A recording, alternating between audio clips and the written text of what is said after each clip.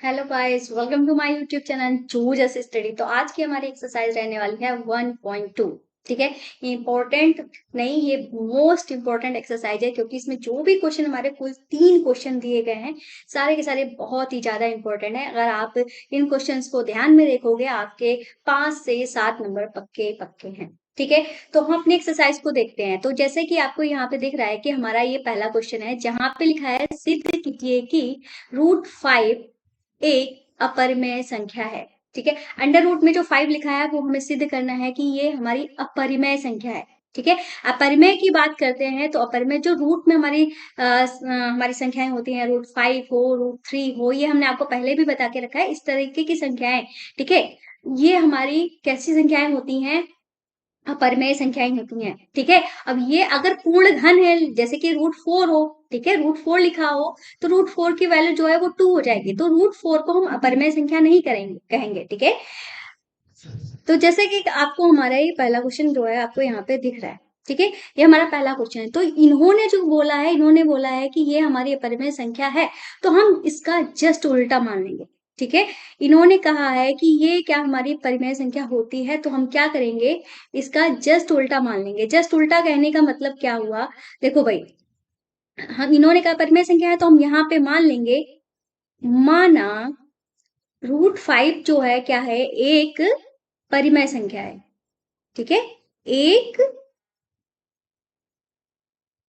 परिमेय संख्या है। ठीक है, ऐसा हम मान लेंगे। अब परिमेय क्या होता है, परिमेय क्या होता है, तो हम आपको यहाँ पे फिर से क्लियर कर देते हैं दूसरे फॉर्म में। देखो क्या होता है, P/Q के फॉर्म में अगर हमारी कोई संख्या है, अगर बटे में इस तरीके से कोई संख्या होती है, तो वो हमारी कैसी संख्या होती है? परिमेय संख्या होती है। कैसी संख्या होती है? परिमेय संख्या होती है। अगर हमारे P/Q के फॉर्म में कोई संख्या नहीं है, तो वो हमारी कैसी संख्या होगी? अपरिमेय संख्या होगी। कैसी संख्या होगी? अपरिमेय संख्या होगी। ठीक है, अब आपको ये क्लियर हो गया होगा। अब हम यहाँ पे क्या करने वाले हैं, तो हमने क्या माना है, √5 जो है वो हमारी कैसी संख्या है? परिमेय संख्या मानी है ना।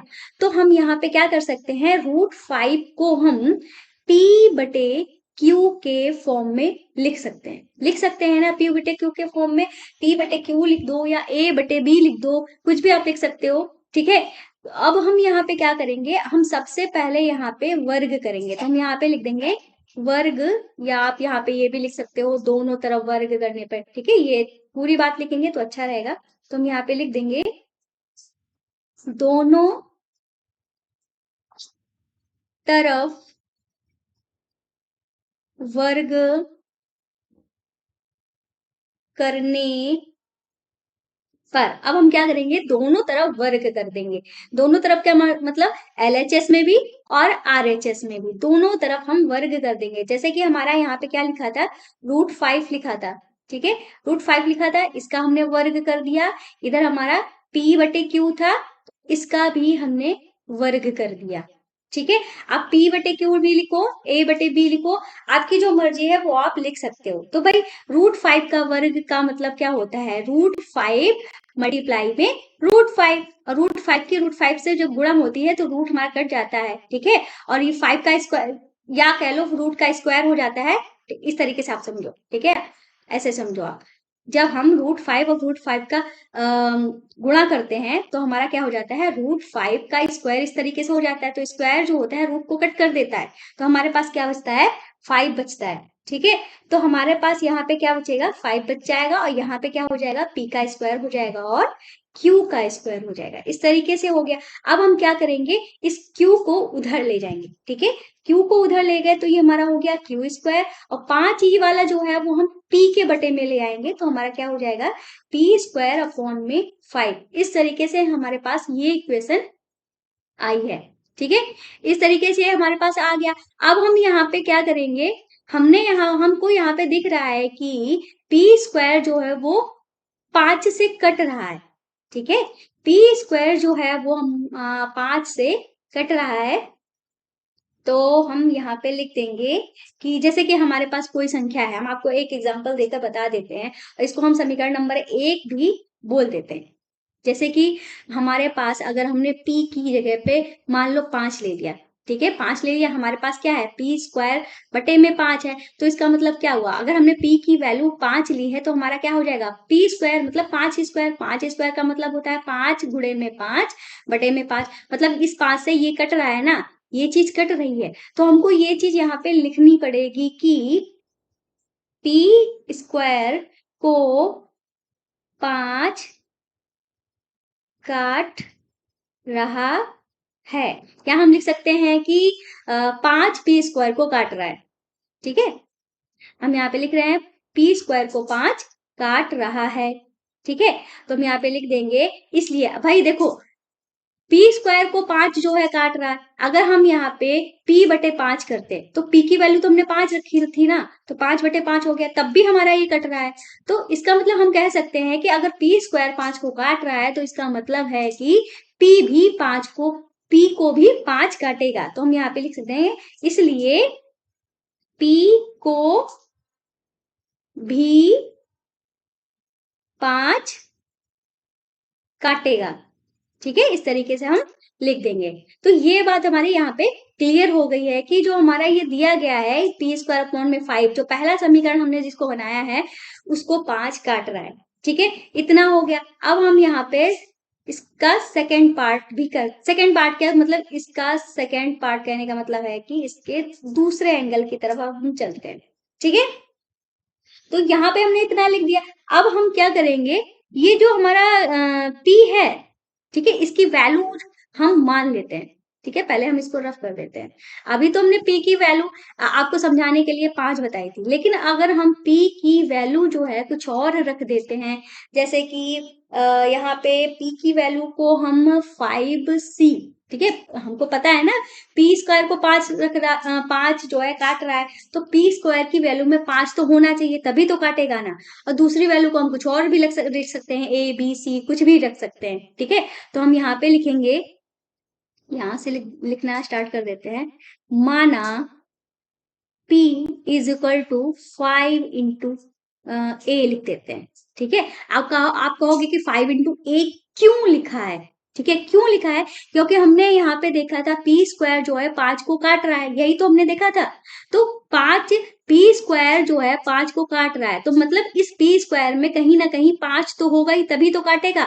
और मान लो 5 के अलावा कुछ और भी वैल्यू हो सकती है, तो कुछ और वैल्यू जो है वो क्या होगी वो हमें नहीं पता है, इसलिए हमने यहाँ पे a लगाया है, ठीक है। अब आपको ये बात क्लियर हो गई होगी कि p स्क्वायर, p की वैल्यू जो है वो हमने a क्यों रखी है, ठीक है, 5a क्यों रखी है। तो अब हम ये जो वैल्यू हमने ली है उसमें हम समीकरण 1 में रख देंगे, ठीक है। तो हम यहाँ पे लिख देंगे p का मान समीकरण 1 में, ठीक है। तो समीकरण हमारी एक कौन सी है, ये आपको दिख रही है, यहाँ पे लिख देंगे q square is equal to p square है ना, तो पी स्क्वायर की जगह क्या आ जाएगा, 5a का होल स्क्वायर, ठीक है। अपॉन में 5 था, हमने लिख दिया। अब हम यहाँ पे क्या कर देंगे, इसको सॉल्व कर देंगे। 5 का स्क्वायर हमारा कितना होता है, 25 होता है। a का स्क्वायर हमारा a है, a हो गया, a स्क्वायर हो गया, और बटे में 5 था। इस तरीके से हमने यहाँ पे कर दिया। अब हम काट लेंगे, ठीक है, काट लेते हैं भाई। हम जानते हैं कि 5 से 25 कट जाएगा ना आसानी से, तो क्या करेंगे, 5 एकम 5 पचम 25 कर देंगे, कर दिया। अब हम यहाँ पे क्या करेंगे, हमारे पास क्यू स्क्वायर की वैल्यू आ गई, जो कि आ गई है 5 इंटू ए स्क्वायर आ गई है, 5 इंटू ए स्क्वायर आ गई है। अब हम यहाँ पे क्या कर सकते हैं, अगर ये वाला जो 5 है इसको हम क्यू स्क्वायर के नीचे ले जा सकते हैं ना, तो आप कहोगे कि बिल्कुल ले जा सकते हैं। तो हम यहाँ पे क्या करेंगे, क्यू स्क्वायर के अपॉन में 5 लिख देंगे, ठीक है, और बराबर में क्या हो जाएगा, ए स्क्वायर लिख देंगे, ठीक है, ए स्क्वायर लिख देंगे। इतना हो गया।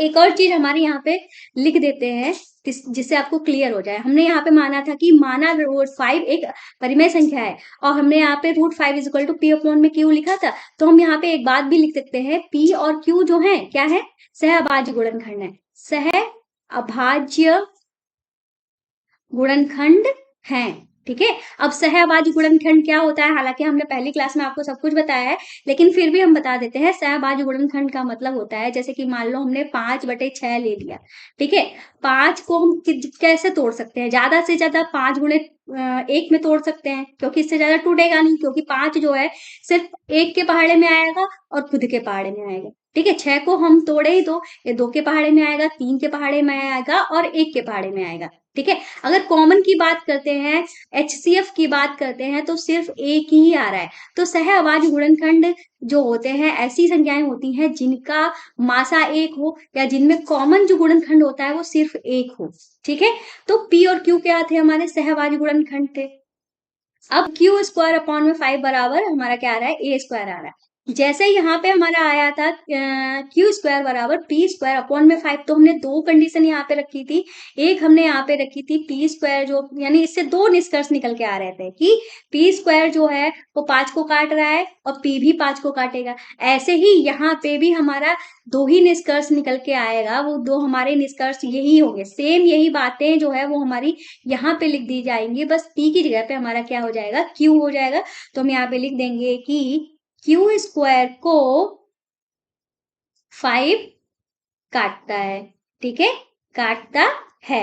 ठीक है, ऐसे ही अगर क्यू स्क्वायर को 5 काट रहा है तो इसका मतलब क्यू को भी 5 काटेगा। तो हम यहाँ पे लिख देंगे, इसलिए क्यू को भी 5 काटेगा।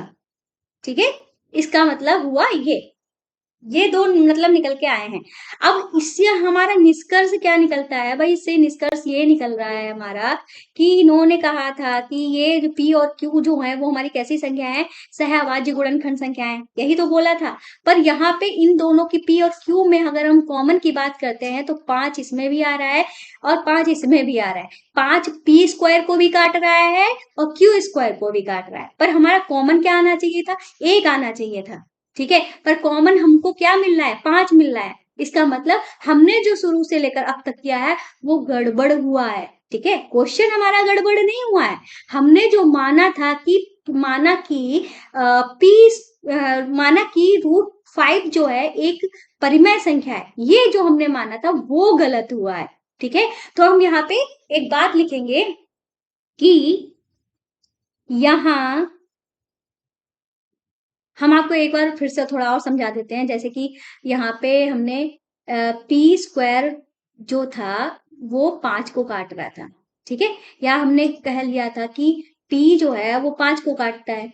ठीक है, और पी की वैल्यू हमने इसलिए रखी थी, पी की वैल्यू जो है 5C रखी थी।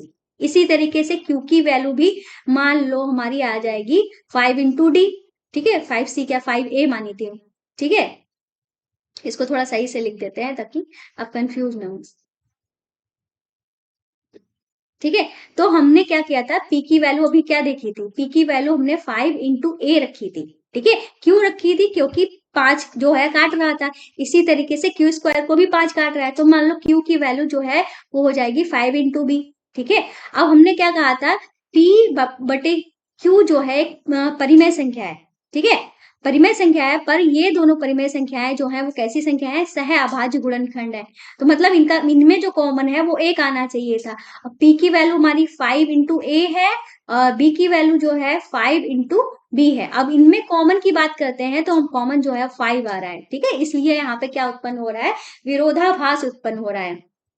ठीक है, तो हम यहाँ पे लिख देंगे यहाँ, तो हमने यहाँ पे एक लाइन लिख दी है, आप यहाँ पे पढ़ सकते हो। यहाँ पे लिखा है, अतः यहाँ पे ये विरोधाभास उत्पन्न हो रहा है कि P और Q सहअभाज्य संख्याएं हैं।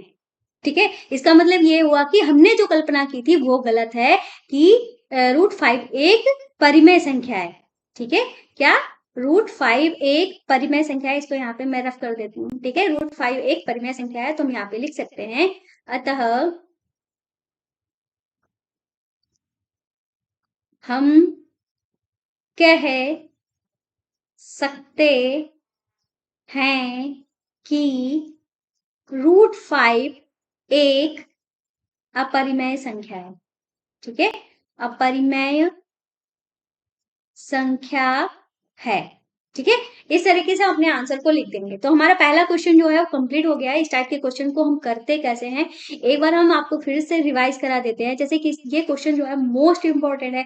इसमें क्या होता है, इन्होंने कहा है कि √5 एक परिमेय संख्या है कि अपरिमेय संख्या है, ये बताओ, प्रूव करना है। ठीक है, तो प्रूव इन्होंने जो कहा है जिसका जस्ट उल्टा मान लो। अगर ये बात सही है, सिद्ध करने को बोल रहे हैं, अगर हम इसका जस्ट उल्टा मान कर चलेंगे तो वो बाद में गलत ही निकलेगी। अगर गलत निकलती है इसका मतलब इन्होंने जो बात कही थी वो सही थी। इन्होंने कहा था ये एक परिमेय संख्या है, तो हमने क्या मान लिया कि ये एक परिमेय संख्या है। ठीक है, परिमेय संख्या है तो परिमेय संख्या जो होती है वो हमारे p बटे q के फॉर्म में होती है, और p बटे q के फॉर्म में होती है। पर p और q जो होते हैं वो हमने सहभाजी संख्या मान ली। सहभाजी संख्या हमारी ऐसी संख्या होती है जिनमें अगर कॉमन लिया जाए, जिनका HCF मासा निकाला जाए, सिर्फ एक निकले, एक के अलावा कुछ नहीं निकले। तो इस तरीके से हमने यहाँ पे इनका वर्ग किया। ठीक है, इनका हमने क्या किया है, वर्ग किया। वर्ग करने पे हमने देखा कि यहाँ पे क्यू स्क्वायर जो है वो क्या आ गया है, q square equal to p square upon में 5 आ गया। ठीक है, पी स्क्वायर अपॉन में 5 आ गया। इससे क्या हो गया है, तो इससे ये हमारा प्रूव हो रहा है कि ये पी जो है पी स्क्वायर वो पी स्क्वायर 5 से भी कट रहा है। ठीक है, और पी भी 5 से कटेगा। अगर पी स्क्वायर कट रहा है तो हमारा पी स्क्वायर कट रहा है तो पी भी कटेगा।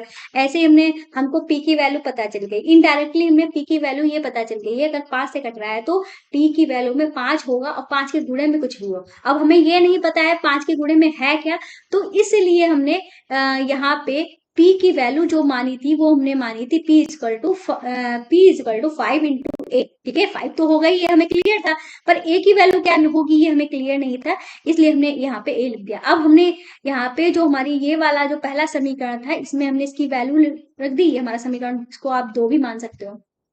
ठीक है, वैल्यू जब हमने रखी तो क्यू स्क्वायर अपॉन में 5 इंटू ए स्क्वायर बराबर में ए स्क्वायर आ गया। सेम वही कंडीशन आ गई, सेम वही कंडीशन आ गई, तो हमने यहाँ पे भी ये 2 लाइनें लिख दी। ठीक है, जो हमारी होनी थी। इन दोनों लाइनों से ये क्लियर हो रहा है कि भाई हमारा जो क्यू स्क्वायर है वो भी 5 से कटेगा। ठीक है, वो भी 5 से कटेगा, 5 से कटेगा, इसका मतलब p में भी 5 है, q में भी 5 है, जबकि हमारा p और q में दोनों में 5 नहीं होना चाहिए था, क्योंकि ये दोनों सहभाजी संख्याएं थी। ठीक है, सहभाजी संख्याएं थी, इसलिए इनमें 5 नहीं होना चाहिए था, 1 ही कॉमन होना चाहिए था, जबकि 5 निकल रहा है कॉमन। तो इस वजह से इसे कह सकते हैं कि जो हम मान कर चले थे कि p अपॉन q या √5 जो है एक परिमेय संख्या है, वो बात गलत निकलती है। गलत निकलती है तो इसका मतलब √5 जो है एक हमारी अपरिमेय संख्या है। ठीक है, अब आपको अच्छे से क्लियर हो गया होगा। और इसी बात पे अगर आपको हम ये हमारी जो क्वेश्चन जो अच्छे से समझ में आया होगा तो प्लीज हमारे चैनल को अभी के अभी सब्सक्राइब करें, वीडियो को लाइक करें। ठीक है, आप लोग भूल जाते हो, करते नहीं हो, फिर बाद में चैनल को ढूंढते रहते हो, तो अभी के अभी सब्सक्राइब कर लो। सब्सक्राइब करने में आपका कुछ नहीं जाएगा। ठीक है, और सब्सक्राइब करने से आप होगा क्या, जब भी हमारी वीडियोस अपलोड होंगी आपको प्रॉपर नोटिफिकेशन मिलेगा, आप अपने कंटिन्यू क्लासेस जो है कर सकते हो। ठीक है, अब करेंगे अपना हम दूसरा वाला क्वेश्चन।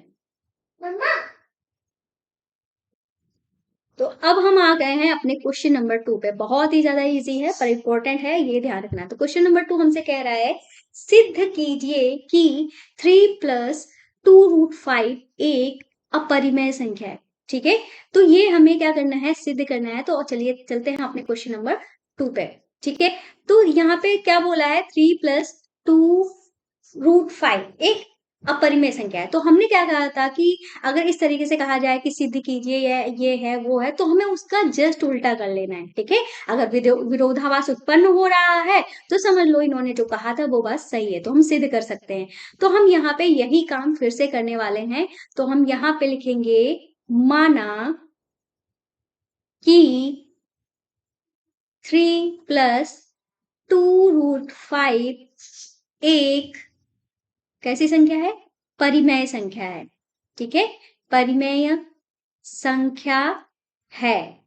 ठीक है, अब हम आपको पहले ही बता चुके हैं p बटे q जो होता है वो क्या होती है, परिमेय संख्या होती है। ठीक है, यही होती है हमारी परिमेय संख्या। तो इसका मतलब क्या हो गया कि 3 प्लस 2√5 जो है वो किसके बराबर हो जाएगा, p बटे q के बराबर हो जाएगा ना।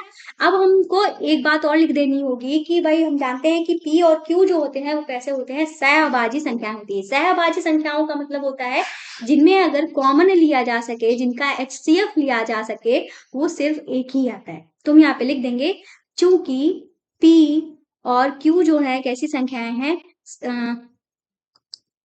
सहअभाज्य संख्याएं, सहअभाज्य संख्या हैं। कैसी संख्याएं, सहअभाज्य संख्याएं। तो अब हम यहाँ पे क्या करेंगे, ये जो हमारा यहाँ पे 3 लिखा हुआ है, ठीक है, ये इस 3 को हम उधर ले जाएंगे। हमने देखा है कि बराबर के इधर, अगर बराबर के इधर प्लस इधर जाता है तो वो माइनस हो जाता है, अगर माइनस बराबर के इधर जाता है तो वो प्लस हो जाता है, गुणा बराबर के इधर जाता है तो वो हमारा भाग हो जाता है, भाग बराबर के उधर जाता है तो वो गुणा में चेंज हो जाता है, उल्टा साइन हो जाता है। तो इधर हमारा 3 जो था वो किस में था, प्लस में था, तो बराबर के उधर जब ये जाएगा तो किस में हो जाएगा, माइनस में हो जाएगा। तो हम यहाँ पे 2√5 को लिखा रहने देते हैं और P अपॉन Q को भी लिख लेते हैं। 3 जब इधर आएगा तो ये माइनस में हो जाएगा, किस में हो जाएगा, माइनस में हो जाएगा। अब हम यहाँ पे क्या करेंगे, इसको सॉल्व करेंगे, ठीक है। 2√5 को लिखा रहने देते हैं। अब 3 के बटे में तो कुछ है नहीं, तो हम यहाँ पे बटे में 1 मान लेते हैं ताकि हम इसको अच्छे से सॉल्व कर सके। अब Q की 1 से गुणा होगी तो हमारा क्या आ जाएगा, Q आ जाएगा। अब इस 1 की गुणा हम किससे करेंगे, P से करेंगे, ठीक है।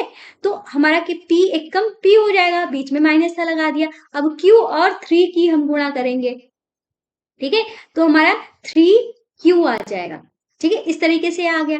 अब हम क्या करेंगे, अब ये वाला जो 2 है इसको हम बराबर के इधर भेजेंगे, 2 जो इधर है वो गुणा में है, ठीक है, बराबर के इधर जाएगा तो किस में हो जाएगा, भाग में हो जाएगा, मतलब P माइनस 3Q अपॉन में हो जाएगा 2 इंटू Q, ठीक है, ये हमारा भाग में 2 पहुंच गया है, ठीक है। अब हमने पिछले क्वेश्चन में क्या सिद्ध किया था, √5 जो है वो क्या होता है, एक अपरिमेय संख्या है, और ये जो हमारी संख्या दी गई है वो P बटे Q के फॉर्म में है, मतलब ये हमारी परिमेय संख्या लग रही है। तो अगर हमको अगर प्रूव करना पड़े कि ये परिमेय संख्या है भी कि नहीं, तो इसको भी हम प्रूव करके दिखा सकते हैं। मान लो P की वैल्यू हम 2 रख लेते हैं और Q की वैल्यू हम 3 रख लेते हैं, ठीक है। तो P की जगह पे हम क्या रख देंगे, 2 रख देंगे, माइनस लगा देंगे, 3 गुणे में 3 कर देंगे, अपॉन में हमारा 2Q था तो 2 लिख देंगे, Q की वैल्यू 3 थी। सॉल्व करेंगे इसको तो हो जाएगा 2 माइनस 3 तिया 9 बटे में 2 तिया 6, तो ये हमारा घट के माइनस का 7 बटे में 6 हो जाएगा, ठीक है। ये हमारी दोनों ही हमारी कैसी संख्याएं हैं, सहअभाज्य संख्याएं हैं, और ये हमारा एक परिमेय संख्या है, ठीक है। आपने देखा कि ये संख्या हमारी कैसी निकली है, परिमेय है, और हमने पिछले क्वेश्चन में सिद्ध किया था ये हमारी कैसी है, √5 एक अपरिमेय संख्या है। तो हम यहाँ पे लिख सकते हैं कि अपरिमेय संख्या इज इक्वल टू नॉट परिमेय संख्या, ठीक है। ये हमारी क्या आई थी, परिमेय संख्या आई थी, इस तरीके से हमने लिख दिया। तो अब हमें थोड़ी लैंग्वेज में लिखना पड़ेगा। लैंग्वेज में हम यहाँ पे क्या लिखेंगे, यहाँ एक विरोधाभास है, अतः, या विरोधाभास क्या है, आप ये भी चाहें तो लिख दो कि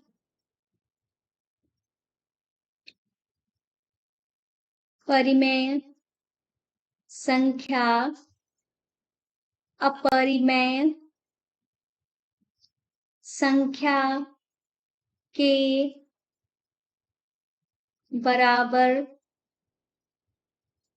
नहीं हो सकती है। अतः क्या था हमारा, 3 + 2√5 एक अपरिमेय संख्या है, ठीक है, अपरिमेय संख्या है, ठीक है। इस तरीके से हम यहाँ पे लिख देंगे। तो क्वेश्चन नंबर हमारा ये कौन सा था, 2 पूरा कंप्लीट हो चुका है। उम्मीद है आपको समझ में आ गया होगा कि पहले क्वेश्चन से काफी ज्यादा इजी है, ठीक है। तो क्वेश्चन नंबर 2 भी हमारा कंप्लीट हो गया है। अब हम करेंगे अपने क्वेश्चन नंबर 3 को, ठीक है। क्वेश्चन नंबर 3 हमारा कहाँ है, ये रहा हमारा क्वेश्चन नंबर 3। ये कह रहा है सिद्ध कीजिए कि निम्नलिखित संख्याएं अपरिमेय है। तो यहाँ पे भी हमें सिद्ध करना है, जैसे हमारा पहला है 1/√2, फिर है 7√5, फिर हमारे पास है 6 + √, 3 क्वेश्चन इसमें करने हैं। तो चलिए अपने क्वेश्चन को कर लेते हैं, ठीक है। तो ये रहा हमारा क्वेश्चन नंबर 3, ठीक है।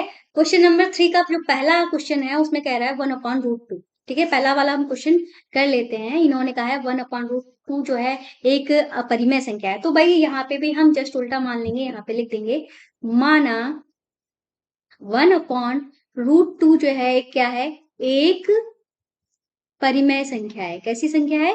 परिमेय संख्या है। ठीक है, अब ये हमने परिमेय संख्या मान ली, तो इसका मतलब 1/√2 जो है वो हमारा किसके बराबर हो जाएगा? P/Q के बराबर हो जाएगा।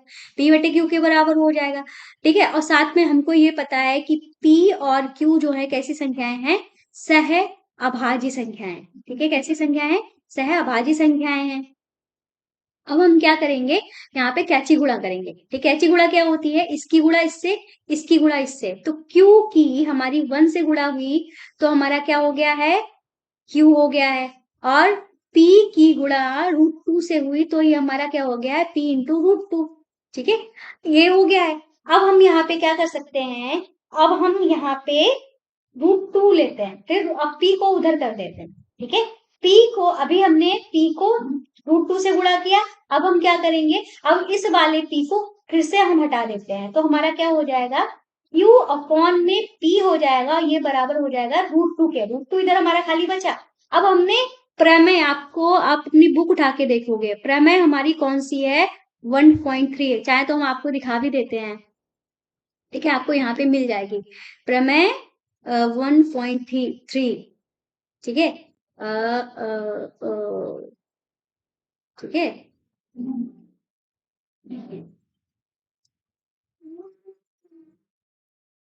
ये आपको मिल जाएगी। देखो यहाँ पे ये प्रमेय हमारी √2 दी गई है। ठीक है, यहाँ पे दिया गया है कि हमको सिद्ध करने को बोला था, तो हमने यहाँ पे सिद्ध कर दिया था कि ये एक अपरिमेय संख्या है। ठीक है, तो यही प्रमेय आप लिख दोगे, आपको प्रूव करने की जरूरत नहीं है। ठीक है, तो यहाँ पे हमने देखा था प्रमेय 1.3 जो है वो क्या कहती है कि √2 एक अपरिमेय संख्या है। तो हम यहाँ पे लिख देंगे प्रमेय 1.3 से √2 एक क्या है?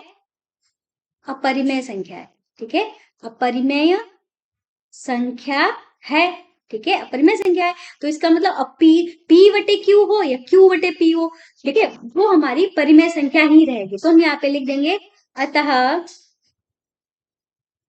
ये हमारी क्या थी?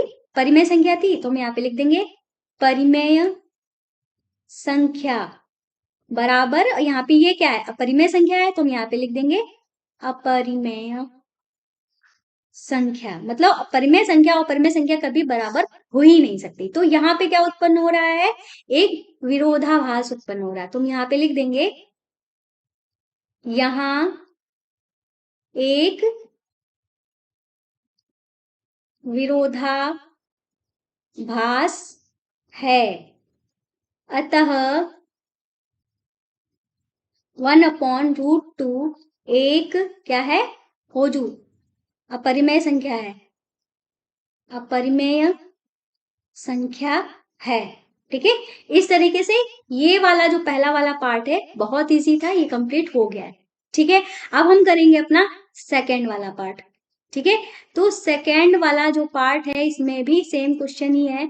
इसमें ये क्या कह रहे थे? इस क्वेश्चन में ये कह रहे हैं कि इसको चाहे तो मैं अलग ही कलर से कर दूं, 7√5 ये अपरिमेय संख्या है कि नहीं। तो हम इसका जस्ट उल्टा मान लेंगे, तो हम यहाँ पे लिख देंगे माना 7√5 एक क्या है? परिमेय संख्या है। क्या है? परिमेय संख्या है। तो हम यहाँ पे लिख देंगे परिमेय संख्या है। ठीक है, परिमेय संख्या है, तो परिमेय अगर संख्या है तो 7√5 जो हो जाएगा उसकी वैल्यू किसके बराबर हो जाएगी? P/Q के बराबर हो जाएगी। अब हमको पता है P और Q क्या होते हैं? सहअभाज्य संख्याएं। ठीक है, यहाँ पे लिख देंगे सहअभाज्य संख्या है। ठीक है, इस तरीके से हमने लिख दिया। हो गया। अब हम यहाँ पे क्या करेंगे? हम 7 को उधर भेज देते हैं। ठीक है, तो हमारा इधर बच जाएगा √5 और P/Q था, और √7 को जब इधर भेजा तो इधर ये मल्टीप्लाई में आ गया। अब हमने यहाँ पे देखा था कि √5 पिछले वाले फर्स्ट वाले क्वेश्चन में हमने देखा था √5 जो होता है वो क्या होता है? एक अपरिमेय संख्या होती है, और P/Q जो है वो हमारी परिमेय संख्या है। तो दोनों बराबर नहीं हो सकते इस वाले क्वेश्चन की तरह। तो हम यहाँ पे लिख देंगे ये √5 क्या है? हमारा अपरिमेय संख्या। ठीक है। और P अपॉन Q इधर वाला क्या है, ये हमारी एक परिमेय संख्या है, ठीक है। इसका मतलब ये दोनों हमारे बराबर नहीं हो सकते, बराबर नहीं हो सकते तो हम यहाँ पे लिख देंगे यहां एक विरोधाभास है, अतः 7√5 एक अपरिमेय संख्या है, ठीक है। इस तरीके से सेकंड वाला पार्ट भी हमारा कंप्लीट हो गया, ठीक है। अब हमारा थर्ड वाला पार्ट है जो कि है 6+√2, 6+√2, ठीक है। इसको भी हम करेंगे।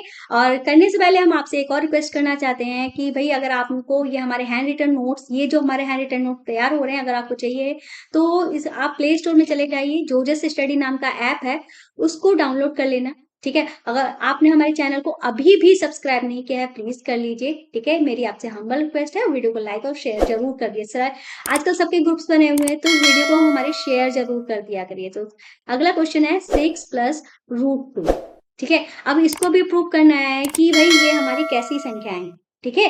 तो अब हम यहाँ पे क्या करेंगे, इसको भी हम मान लेंगे, माना 6+√2 जो है क्या है, एक परिमेय संख्या है। कैसी संख्या है, उल्टे ही मानेंगे, ठीक है। इन्होंने कहा परिमेय, हम मानेंगे परिमेय है, ठीक है। परिमेय संख्या है, तो परिमेय संख्या है तो इसका मतलब 6+√2 जो है इसकी वैल्यू किसके बराबर हो जाएगी, P अपॉन Q के बराबर हो जाएगी। हम जानते हैं P और Q क्या है, सह अभाज्य संख्याएं हैं। कैसी संख्याएं हैं, सहभाज्य संख्याएं हैं। तो अब हम क्या करेंगे, 6 को उधर भेज देते हैं, ठीक है। तो इधर हमारा √2 रह जाएगा और P अपॉन Q पहले से लिखा हुआ था, 6 उधर गया तो ये माइनस में हो गया, बराबर के उधर जाकर ये माइनस में हो गया। अपॉन में कुछ है नहीं तो हमने बटे में 1 लगा दिया। बटे में 1 हम हर संख्या के नीचे लगा सकते हैं, ठीक है, और होता ही है पर हम लिखते नहीं, ठीक है। अब इसको हम सॉल्व करेंगे, ठीक है। Q की जब हम 1 से गुणा करेंगे तो हमारा क्या हो जाएगा, Q आ जाएगा, ठीक है। अब हम इसकी और इसकी गुणा करेंगे, इसकी गुणा करेंगे, ठीक है।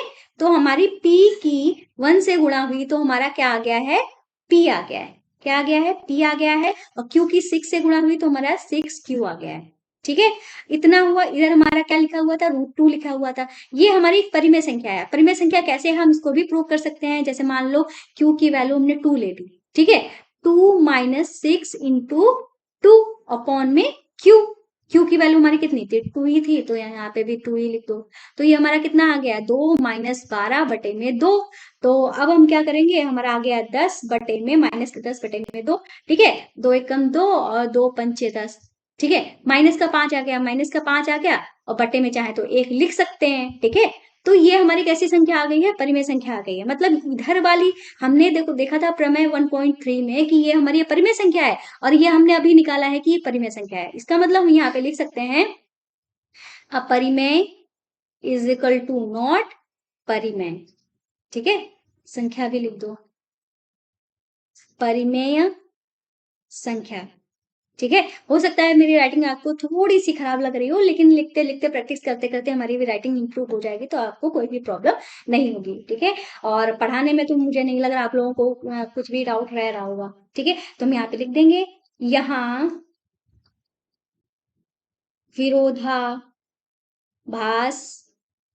है, अतः क्या क्या था क्वेश्चन, 6+√2 एक अपरिमेय संख्या है, अपरिमेय संख्या है, ठीक है। इस तरीके से क्वेश्चन जो है वो हमारा कंप्लीट हो गया। क्लास पसंद आई, चैनल को सब्सक्राइब करना, वीडियो को लाइक करना मत भूलिएगा। मिलते हैं नेक्स्ट वीडियो में नेक्स्ट चैप्टर के साथ, तब तक के लिए बाय बाय।